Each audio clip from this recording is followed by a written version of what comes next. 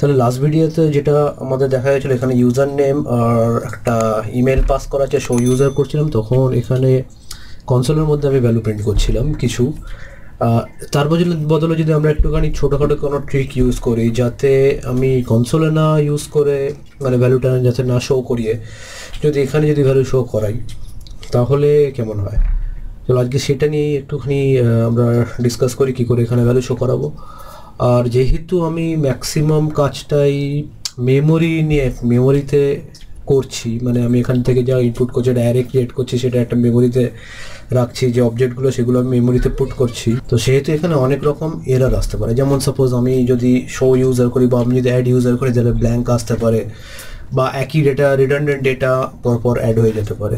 But সেগুলো validate করা বা সেগুলোকে সেই এরারগুলোকে মিটিগেট করাটা এই ভিডিও স্কোপ নয়। এই ভিডিওর যতটুকু স্কোপ সেটা হলো আমি ওই ভ্যালুগুলোকে পুট করব আর শো ইউজার করে একটা টেবিলের মধ্যে দেখাবো। আমি এইখানে ডিসপ্লেটা করতে চাইছি, যেটা আপাতত এখানে তো নেই আমার। অ্যাড করে যদি শো করতাম তাহলে জাস্ট আমার এখানে একটা অবজেক্ট হিসেবে দেখাচ্ছে। ওকে, তো তার জন্য বেসিক্যালি তার পেছনে যে লজিকটা আমার কি করতে হবে।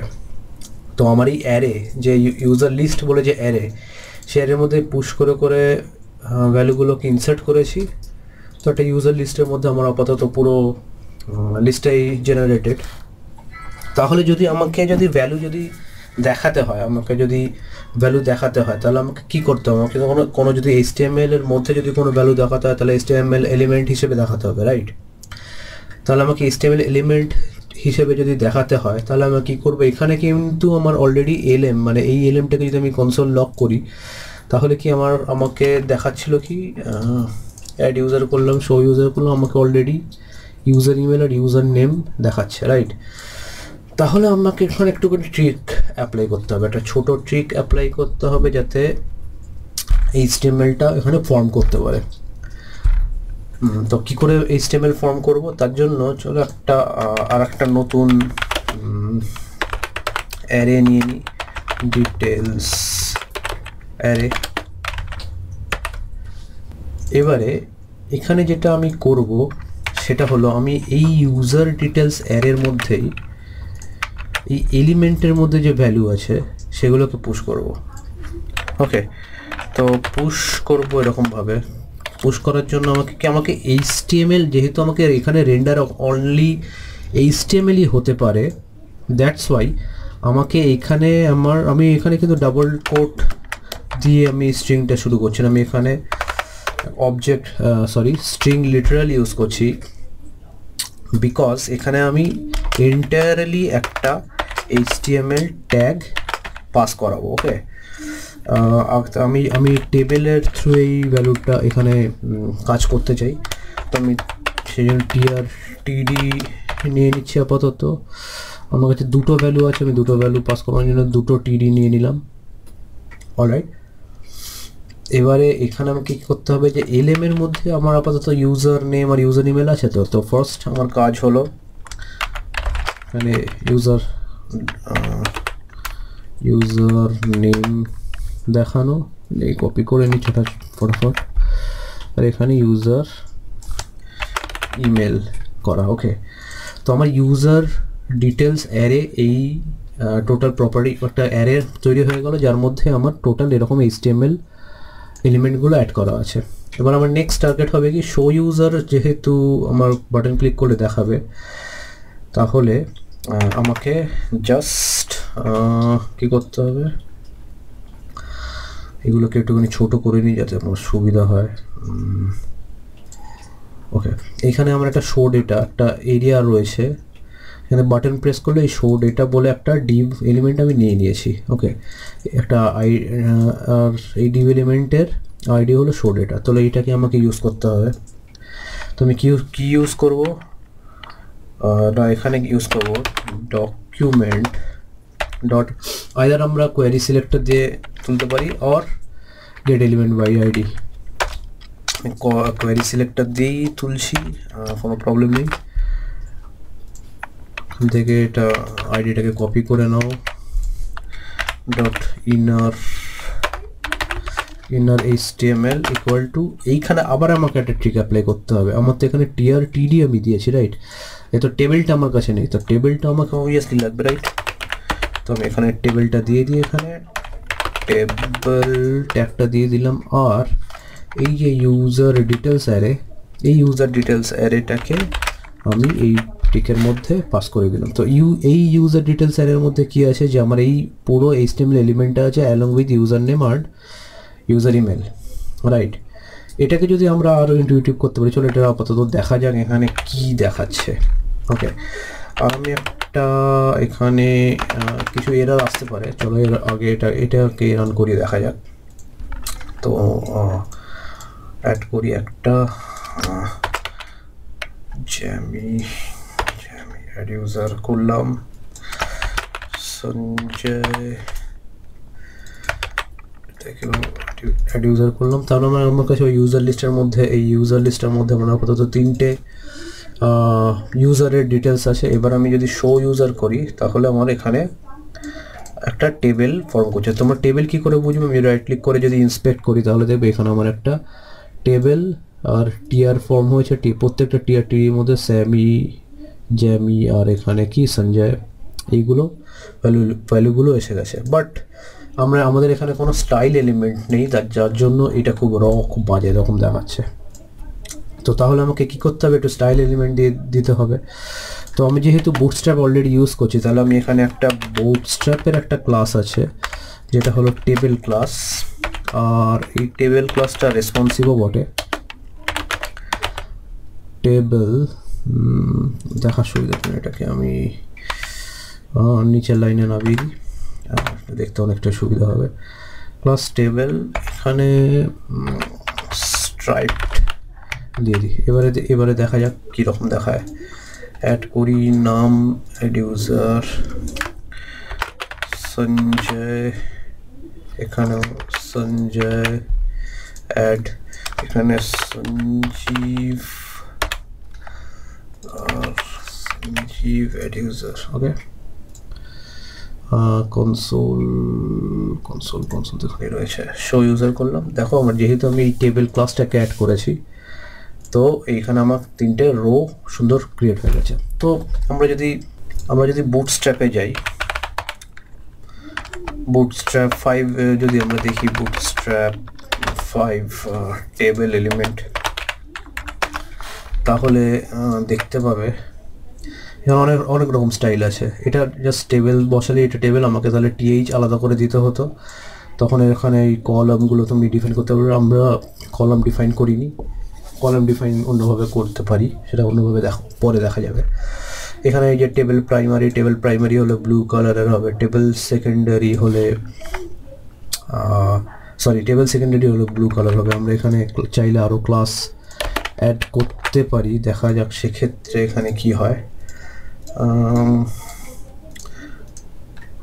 ওকে, এরকম হচ্ছে। আমাকে আবার যদি অ্যাড করি, ইউজার 3টে আসছে।